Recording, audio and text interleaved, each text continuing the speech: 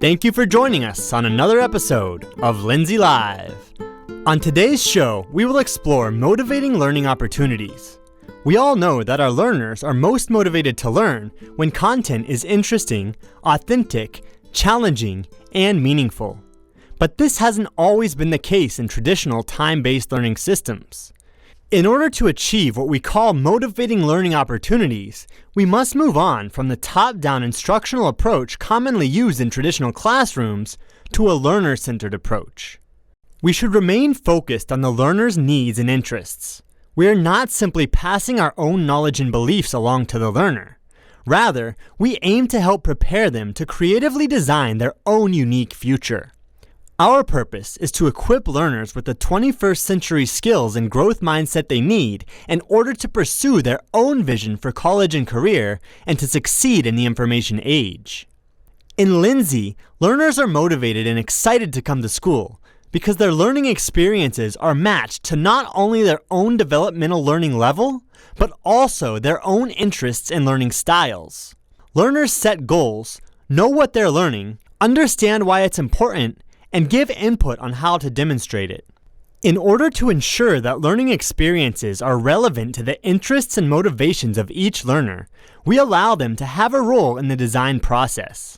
As co-designers of their own learning, our learners are able to demonstrate evidences of mastery in ways that are relevant to their own personal objectives. As opportunities for learner agency increase, so does the need to build and support learner accountability. One method for creating motivating learning opportunities is to tie them to a real-world relevant problem through project-based mentality. When learners are motivated to solve a larger problem, the academic skills they need to learn are likely to be viewed as tools for success rather than tasks to complete. On today's podcast, we'll talk with Brandon Cohen, an expert on project-based mentality. Brandon is a national faculty member at the Buck Institute for Education. He has recently worked with Lindsay Unified to help us inject project-based mentality into our curriculum. During his visit, he sat down with us to talk about the advantages of this strategy. Brandon, thank you for coming on the show today. We're excited to have you with us. Why don't you start by giving us a little background on yourself? My name is Brandon Cohen. I'm born and raised in San Diego. I went to school for civil and environmental engineering. I found that didn't really resonate with me after I was in an office for about a year. I moved over to running a couple fabrication shops, and it's there that I got those project management skills.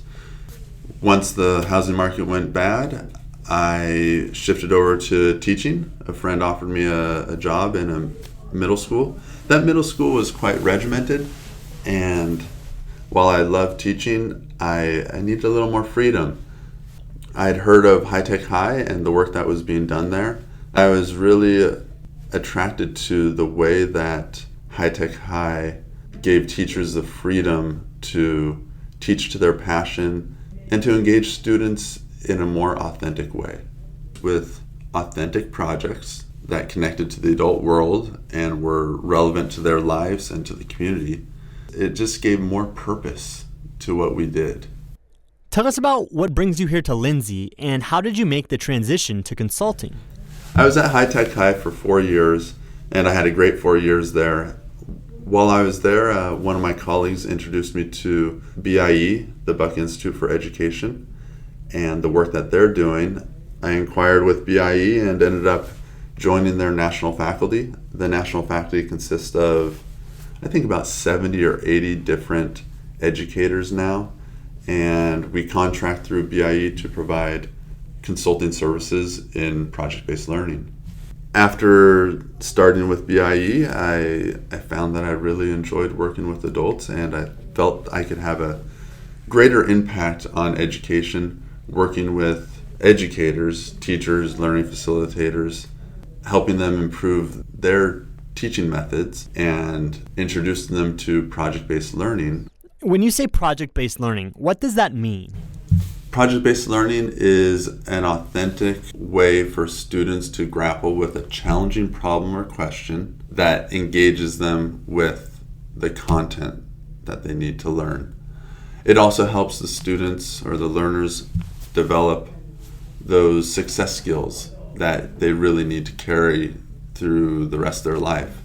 Those success skills are the 4 C's that you hear about: communication, collaboration, critical thinking, and creativity. What did your work in the private sector teach you that helps you equip learners with those 4C skills? In the private sector, I developed the skill of project management, which definitely helped me manage the many number of projects you have in a single classroom, because each student or each group of students might have a different project under the umbrella of the main project idea. And also, in the private sector, I learned how to communicate effectively. I learned how to collaborate with others. I also learned how to think critically. I approached problems as they arose and devised solutions and put those solutions into action. I believe that PBL arms students with those skills that they really need in an adult life. They don't necessarily need to be memorizing a bunch of information, which is what education has been for many, many years. A lot of the learning that we did as kids had to do with memorizing what you need to memorize. There was skill development, and usually that skill development was based around academic skills. But as adults, in our professional lives, we use critical thinking, communication, and collaboration more than anything else.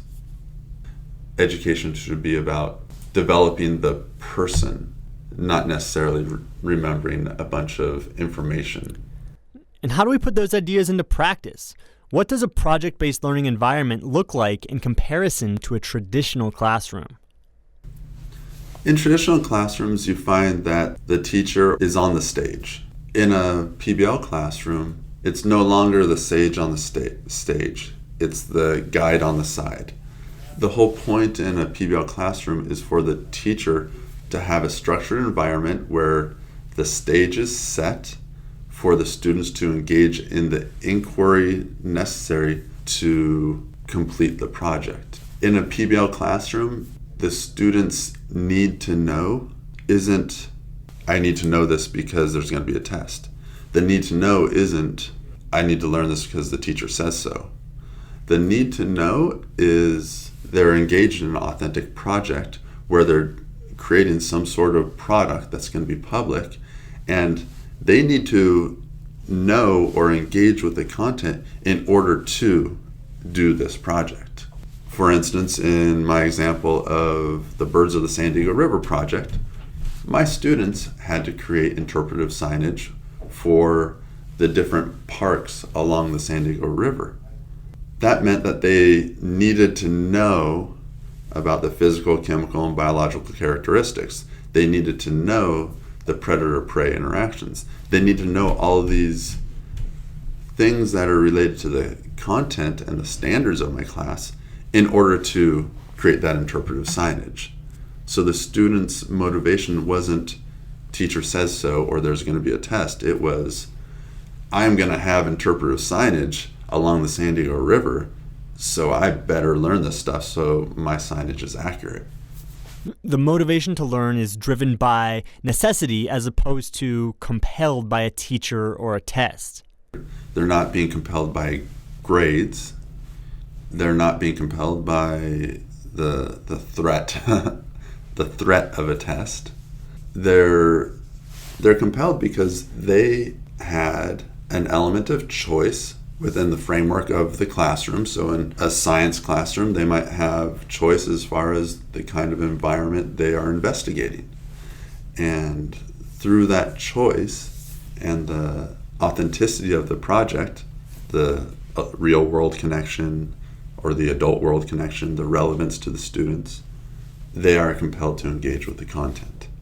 I was in a math classroom in Lindsay this morning where students were engaged with the content of functions and other math skills through looking at their own diets. It was a project where students are, in the end, creating a recipe book where the recipes are broken down and explained through exercise needed in order to justify eating that food. no longer is an enchilada recipe just about the ingredients of the recipe. It's about how much is a serving and how much exercise do you need to do to justify eating that serving or eating that second serving. So suddenly the students in that math classroom are engaged with math content as it applies to their own health and what they eat. Driving it home, putting the learning right where they live. Exactly. Brandon Cohen, it's been great to have you. We appreciate you coming on the podcast today. Thank you so much. It's been a pleasure working with you, and one of the great pleasures of my professional life is coming back to Lindsay and working with the learning facilitators here. Thanks, Brandon. Thank you. We have an exciting panel discussion coming up for you in just a moment. But first, let's take some time to hear from the most important voices in the performance-based system, our learners. Lindsay learners Louis Cha and Christopher Castro recently stopped by to share their experiences with motivating learning opportunities. Hi, my name is Louis Cha, and I'm a senior at Lindsay High School. A unique learning opportunity that made me want to explore more was in engineering, where I got introduced to the Internect project my freshman year. The Internect project is an internship for architecture students, and it gave us the chance to have our design be featured in an actual real-world project, which was super cool. This project really made me understand that the things that we do in our engineering classrooms really does apply to the real world, which made me want to do it for all 4 years in high school. This affected me in real life, so I decided that next year I would go to college for computer science and engineering. My name is Christopher Castro. I'm a learner at J.J. Cairns. One thing J.J. Cairns does to motivate me to learn is the internship program. This program at J.J.'s allows me to go out in the community to learn real-life skills at a local business. This motivates me because it is giving me the opportunity to learn the things I love to do. It helped me figure out the kind of things I'd like to do as a career. I love to work with computers, so interning at the district office, working with a digital media specialist really helps. I learned all about the Adobe softwares and all the tools essential to complete creative video projects. Thank you to Louis and Kris, a couple of success stories from Lindsay's performance-based system. Congratulations to them as they each get ready to graduate in the coming days. Bright futures ahead for both. Joining me in the studio now, 3 individuals who help Lindsay learners like Louis and Kris build towards those futures every day. I'm here with T.Campbell, E.Gonzales, and D.Efseaff, 3 Lindsay educators who have created powerful motivating learning opportunities for learners in their respective learning communities. Tyler is a learning facilitator who helped develop Lindsay High School's Learning Academies and Pathway program. The program allows high school learners to craft their education around a career path relevant to their interests and aspirations. Erik is the student advocate at John J. Cairns High School, where he has helped create an internship program that places learners directly into the Lindsay community by pairing them with mentors from local businesses who can help guide their transition into a career. Debbie is a learning facilitator at the Washington Learning Community and the brains behind the enchilada recipe activity that Brandon spoke about earlier in the show. As a learning facilitator, she's constantly dreaming up new and exciting ways to connect learning to the everyday lives of our learners in purposeful and relevant ways. Thank you all for joining us today. It's a pleasure to have you on the show. Tyler, I want to start with you. Can you tell us about the Learning Academies at Lindsay High School? How did this idea come about, and what does it offer our learners that other school districts might be missing? So really, the Learning Academies, and there's 2 separate things. There's the academies and the pathways. The pathways here at LHS, every learner has to choose one when they come to high school. The idea being that they're working towards a profession that they might be interested in. And then we have a couple academies, which are actually pathways, but they're cohort where their core classes, such as English and math, are aligned with that core work-related academy. Engineering, they're taking math on the side that's related to engineering. They're also taking an English class that's related to engineering. And then the other pathways, all learners at LHS have to get at least 3 sequential courses in a pathway in order to graduate. So we actually stick behind that pathway and make sure that they really get that experience. Now, you not only helped build this program, but you also serve as a learning facilitator in both the music and video game production classes. So how are these classes different than similar subjects at a traditional school? Well, the fun part is I wrote a lot of the classes myself, so I started out with engagement and finding out what do the kids like, which I had learned over the years of working with students not in a non-teacher role, just realizing what they're into.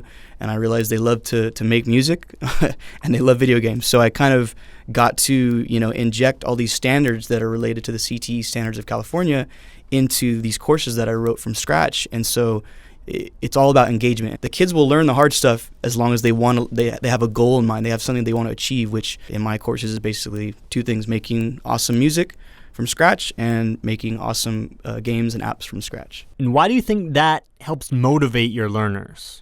Because they want to do things. I mean, at the end of the day, all learners want to accomplish things. They do. It's a matter of finding out what things those are and then figuring out how can I write a class that is rigorous and really tough, but results in them getting what they wanted, which is to make something really cool and creative. So very similar to what Erik is doing over at JJ. JJ is unique in that it puts learners directly into the local business community and gives them real-world experience. Erik, tell us a little bit about that internship community and the goals for its learners. Definitely. Well, JJ, you hit it on the button. JJ is definitely unique in the fact that we took the whole pathway and academy philosophy, and we wanted to give our learners real world experience. But we didn't want to put limitations on our learners. We didn't want our learners to kind of fall into certain columns and say, this is a pathway, this is a pathway, this is an academy. What we did was we bulldozed education and alternative ed as known, and we went to our learners and we said, what do you guys want? What is your passion? What drives you? What do you want to do after high school? And some was, I want to go to college. Others were, I want to be engineers, or I want to be a veterinarian, or I want to be a mechanic, install radios. And what we decided was we were going to go out and connect each learner to a local business or community member that could help them reach those goals. Our philosophy is each learner gets real world experience. We connect that directly to their academic learning in the school. It's been an amazing process. It's been a great program, and this is our second year implementing real-world learning.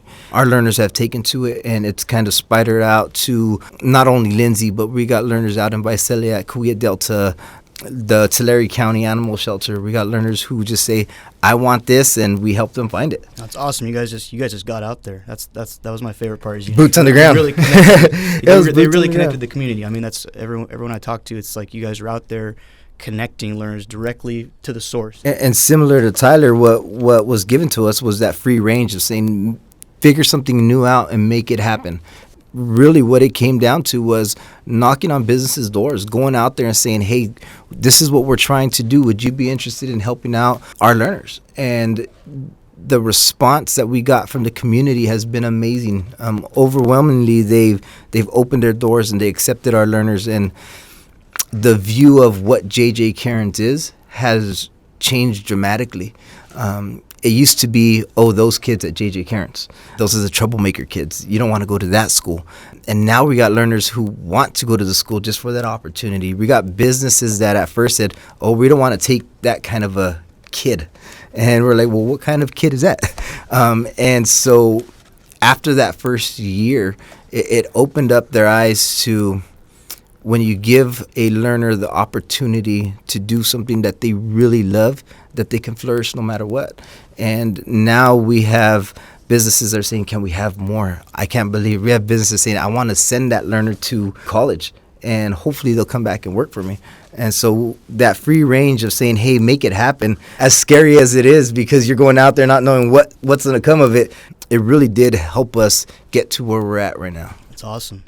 Taking learning and connecting it to the real world, helping them understand the relevance of their education. Yeah, the real world is their learning environment.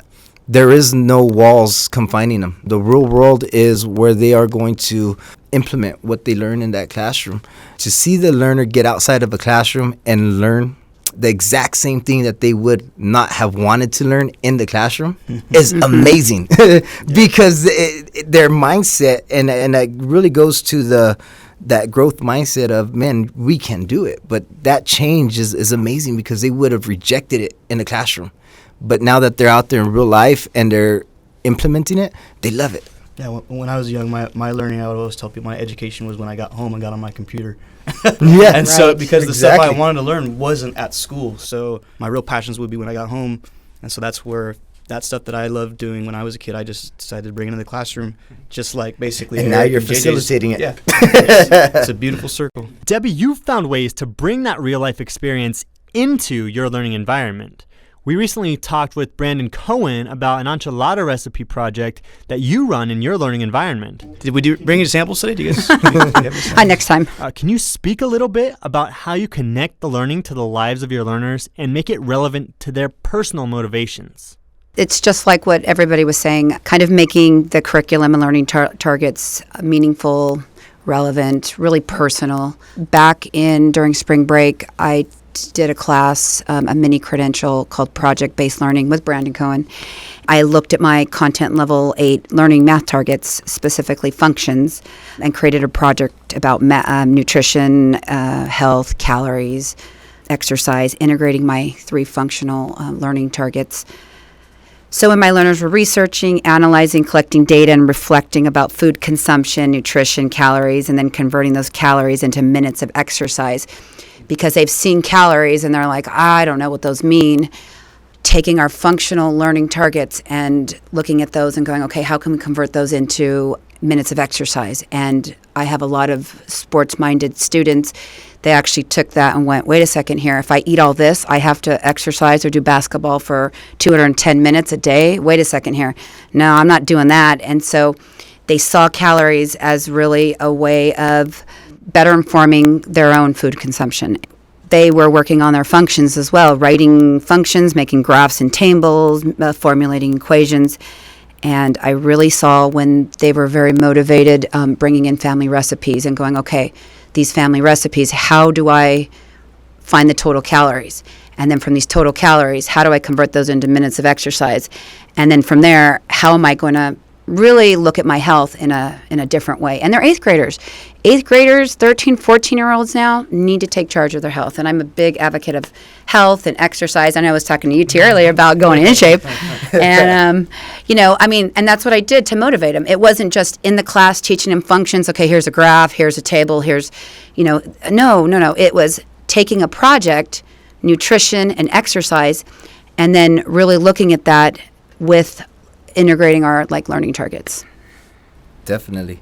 I'm diabetic, and a lot of that I never even took into consideration prior to 25. I ate whatever I wanted. I never thought about it. My metabolism was fast, and then it's like, man, now I have to watch everything I eat. So learning and that's what I have. I have learners that they didn't realize how water consumption or number of hours of sleep, intensity and duration of exercise, how many calories you're eating a day really affect you. And it may not affect you now, but later in life, it's going to catch up to you. And then what, And I want them just to be better informed and not change everything, but 1 to 2 small diet of things. hot Cheetos and nachos is that's what it is at Washington here, Hot Cheetos. Moderation. Yeah. In the same way that every workout plan and every diet is different, we know that every learner is different as well. How do we ensure that they have a voice in crafting their learning to fit their lives and not necessarily just the lives of the learning facilitator? I know in our program that we want our learner's voice to be more powerful than the learning facilitator's voice. We want them to really take ownership of their life, and the only way they can do that is by taking ownership of their learning.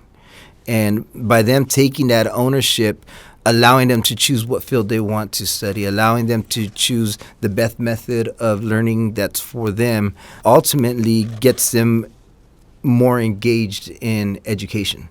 And if we can motivate them, if we can get them to like something, the achievement levels will skyrocket, and we've seen it.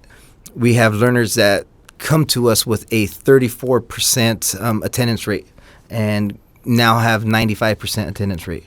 We have learners that come to us with 5 credits as juniors and now are getting ready to graduate. By connecting them to something that they really like, does amazing things. And we operate off the same standards. We operate off the same MTs. It's not a dumbed down version of what happens at a comprehensive site. The amazing thing about our district is that our superintendent holds our continuation school at the same standard as the high school. So the academic rigor is equal to what they're going to get at any other school. And they're doing it. And really it's because of what they're engaged in. It's because what they love, their passions are really coming through. And when you see that and you talk to them and their mentors come and that brightness that they get, I mean, there's no stopping it. It's amazing when they come and they start talking about, we got kids in radiology who are doing these x-rays and, you know, the way they're converting everything. It's like, wow, that's amazing. And so to be able to get them engaged and give them that voice and choice is really everything. That's what gets the ball rolling in our environment. Yeah, it's the same here. I mean, the fun part about being able to design my program here as well is that, you know, a lot of my assignments I write them where it's all pure project based, a little bit of direct instruction here and there. But the fun part is if you want to make a game, if you want to make an app, if you want to make, you know, your own creation that no one's even thought of yet, you can do that as long as you're hitting the principles, the standards that I wrote out that connect to the California CT standards. Definitely. And so they get that voice and choice. And, you know, for my music class, you know, a lot of people think, oh, yeah, you guys just do hip-hop and maybe you rap on the mics and all that. It's fun. I literally have every different style of music you could possibly think of. I have some that are doing film scoring. I have some that are into Latin-style music, some that are in here playing the violin. I mean, it's all over the place, and that's the fun is that they really get to choose it. I've heard this from several learners this year that my classes are sometimes the only reason they get up in the morning to go to school. It's relevant. I like to hear It's that. And relevant usually, and the hardest part is me just having to kick them out at the end of the day. Like, I have to go home and get home to my son because they would literally just come here and hang out, you know, all the time. And that's, to me, that's the real fun part about this job. And like Erik said, having leadership that allows us to do those kinds of things that the kids get into and to still have the rigor, all that, but to ignite that passion and feed the flame. That's the fun part about working at Lindsay. Now, one thing that you keep saying is the fun part. And academic rigor doesn't mean you have to drain out the fun. So true. I think wholeheartedly that fun should determine that academic rigor. Because if I really want to achieve something and I'm having fun doing it, I'm going to achieve it. And I think these learners are the same way.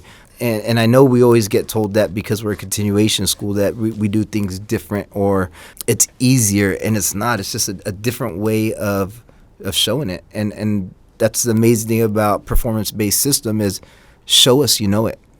You know, you tell me how you're going to show it, but show us you know it. Show us that you've mastered that level. And they race to that occasion as long as they're having fun. And again, you see it here, you see it. You ask any learner, what's the best subject you have? And if it's English or it's math or whatever it is, home ec, you know, that's where they give their whole heart to. And if you can make all learning fun, they're going to jump up, they're going to step up to that, and they're going to achieve anything that we ask of them.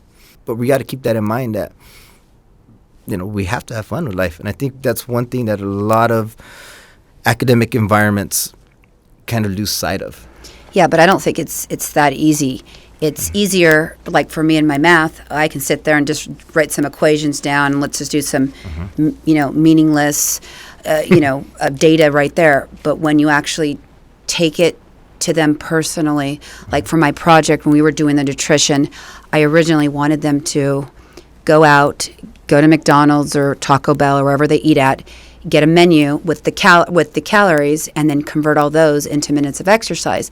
And then the kid said, well, why don't we just do our own recipes? We all have family recipes. Yep. And what was so neat about that, they were so motivated because they went, this is what we're actually eating. This is what our families are making for us. Let's see how many calories. The Let's tortillas. See. Yeah. and no joke, I had one kid that went, wait a second, I use a cup of oil, vegetable oil. Lard. And he realized, he went 1,960 calories.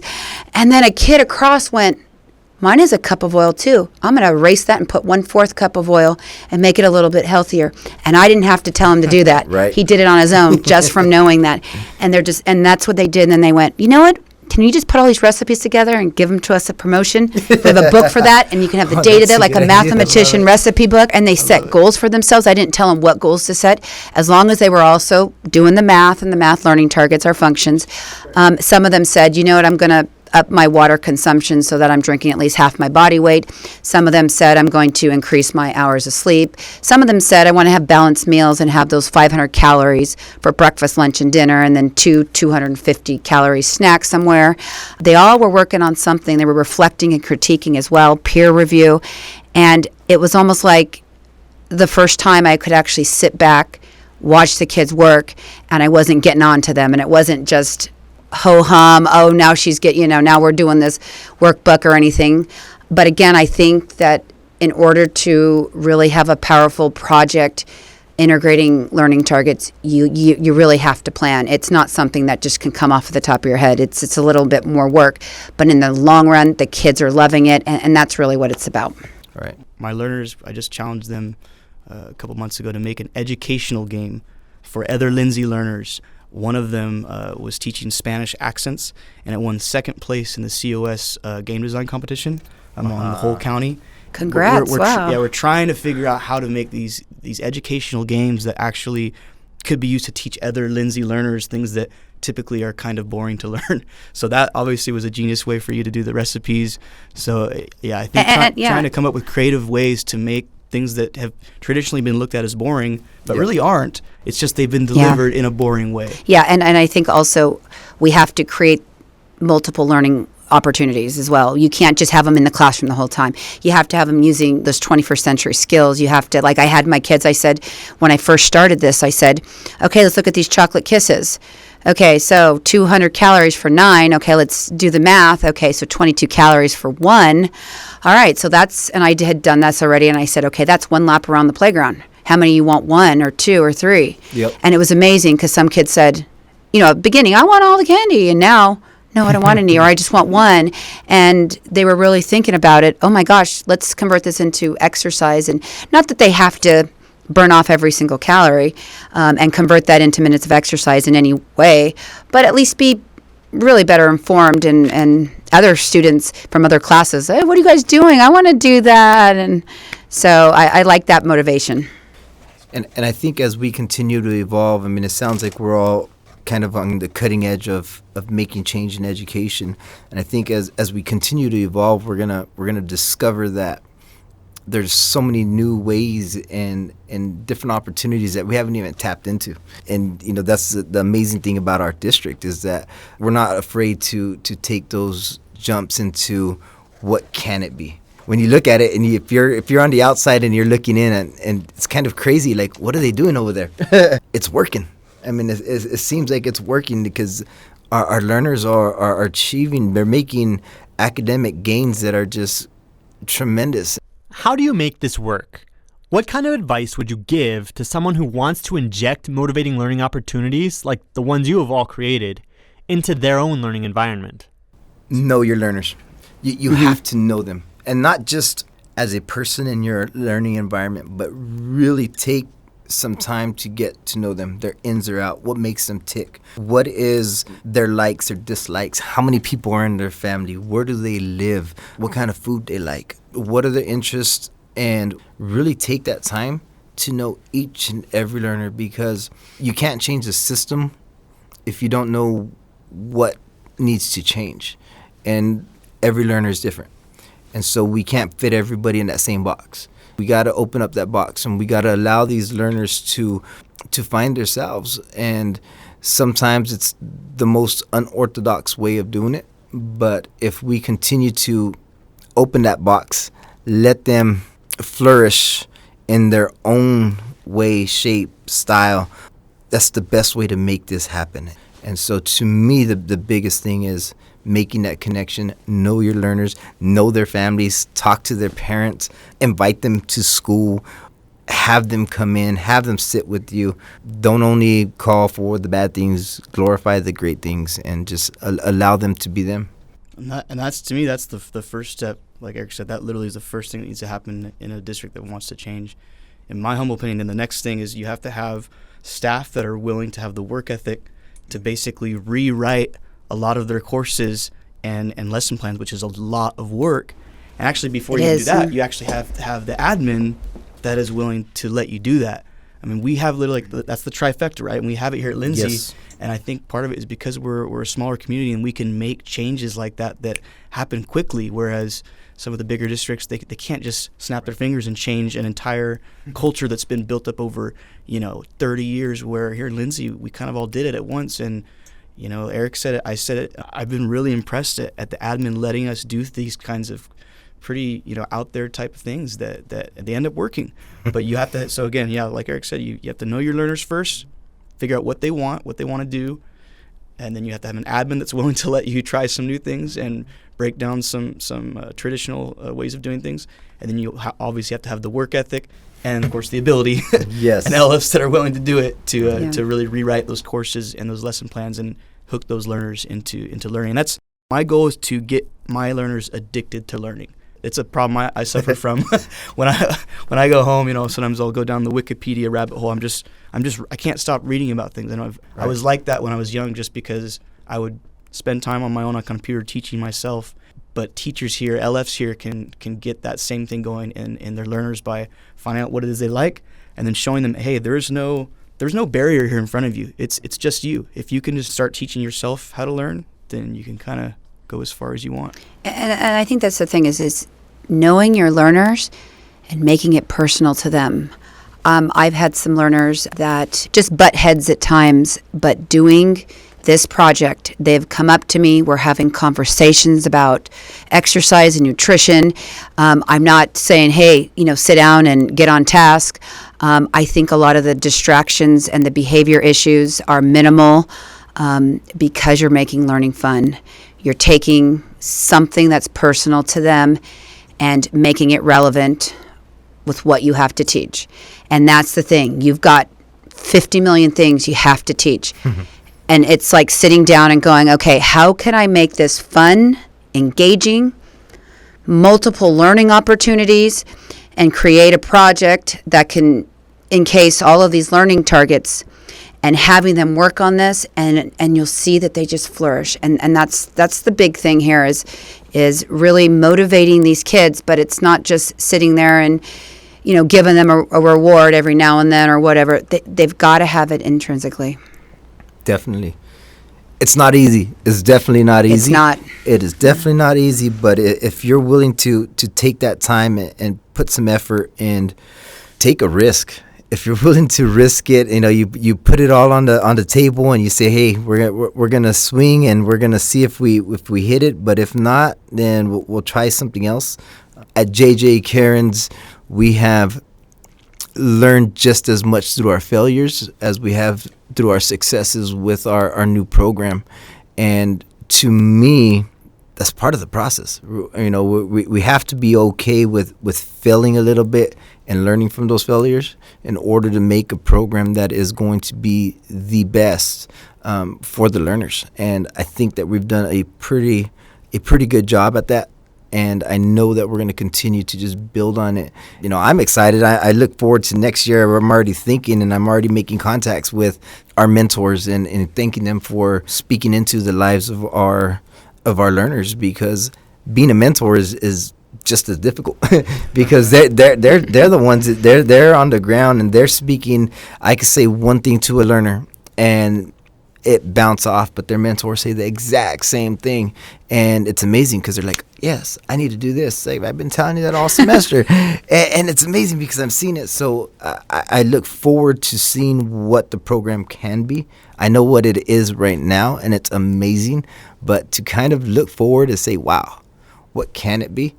There's no limit. There really is no limit on how successful our program can be, and I'm going to ride it till the wheels fall off. Well, it's pretty cool that obviously your mentors are willing to do that, just like you're doing, Ian. Obviously, they care just as much as you guys, and they probably saw when you approached them how much you care, and they stepped up pretty much to say, all right, I'll take someone on. It's cool. Hard. I mean, Ian can tell you. I mean, when we said, hey, Ian, we got a learner for you. He says, hold on, man. Let me meet with him. I'm not sure. Let's kind of, and I know it took a lot of begging on our end, and we had Miss Shelton kind of talking up Kris, and And now I see Kris working on weekends. And Yeah, it's like, wow. I've seen him in here. I've seen him in here actually, and I've been super impressed with how professional he is, and you could just tell he's not just there to pass the time. He's plugged there. in. I'm impressed. So is it easier to work with a smaller group of kids? Yes and no. One of the biggest things that we always get is, well, of course you guys can do it. You guys are small. You can make it happen. We do get a different dynamic. We're able to make daily contact with each and every one of our learners. And because of that, we're able to develop insight on what's going on in their lives. Daily, I could tell you, each learner, what's going on, how their day's going. I think that could happen at any campus. I think that it takes a little bit more work to get to know every learner, but I think at every campus they can make those bonds. They create things that are going to be lifelong, as long as they're willing. And again, it's not easy, but you got to put the time in. Well, thank you for putting in the time to come on the show today. Tyler Campbell, Erik Gonzales, and D.Efseaff, we appreciate your expertise, and it's always great to chat with you. Thank you. Thank you for inviting us. Thank you. That was awesome. And thank you for joining us on Lindsay Live. It's been an exciting first year for us, and we hope we've provided you with some insight into what the performance-based system is all about. Have a great summer, and be sure to subscribe on iTunes and SoundCloud. We'll return this fall with more exciting conversation from PBS experts and Lindsay stakeholders. So stay tuned to Lindsay Live.